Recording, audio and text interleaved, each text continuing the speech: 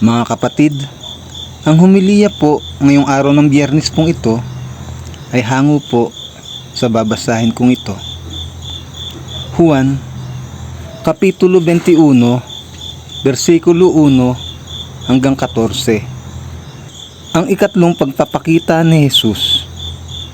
Pagkatapos nito, muling nagpakita si Jesus sa mga alagad sa tabi ng lawa ng Tiberias. Ganito ang nangyari. Magkakasama sina Simon Pedro, Tomas na tinatawag na Kambal, Nathaniel na taga Cana sa Galilea, ang mga anak ni Zebedeo at dalawa pang alagad. Sinabi sa kanila ni Simon Pedro, "Mangingisda ako." "Sasama kami," sabi nila. Umalis nga sila at sumakay sa isang bangka. Magdamag silang ng isda, subalit wala silang nahuli. Nang mag-uumaga na, tumayo si Jesus sa pangpang, ngunit hindi nila nakilala. Sinabi niya, "Mga anak, mayroon ba kayong huli?" "Wala po," sagot nila. "Ihulog ninyo ang lambat sa gawing kanan ng bangka at makakahuli kayo," sabi ni Jesus. Inihulog nga nila ang lambat at nang hilahin nila ito ay hindi nila makaya sa dami ng huli. Sinabi kay Pedro ng alagad na minamahal ni Jesus, "Ang Panginoon iyon."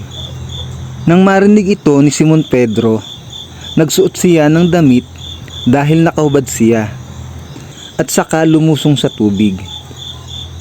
Dumaong sa pangpang ang kasama niyang mga alagad. Sakay ng bangka, nahila-hila ang lambat na puno ng isda. Hindi sila gaanong malayo sa pangpang, mga 90 metro lamang. Pagkaahon nila sa pangpang, nakakita sila roon ng isdang iniihaw sa baga at ilang tinapay. "Magdala kayo rito ng ilang isdang nahuli ninyo," sabi ni Jesus. Kaya't sumampa sa bangka si Simon Pedro at hinila sa pangpang ang lambat na puno ng malalaking isda. 153 ang lahat ng nahuli nila. Hindi nasira ang lambat kahit ganoon karami ang mga isda. "Halika kayo at mag-almusal tayo," sabi ni Jesus. Isa man sa mga alagad ay hindi na nga magtanong sa kanya kung sino siya, sapagkat alam nila na siya ang Panginoon. Lumapit si Jesus, kinuha ang tinapay at ibinigay sa kanila. Ganoon din ang kanyang ginawa sa isda. Ito ang ikatlong pagpapakita ni Jesus sa mga alagad pagkatapos ng kanyang muling pagkabuhay. Ang mabuting balita ng Panginoon.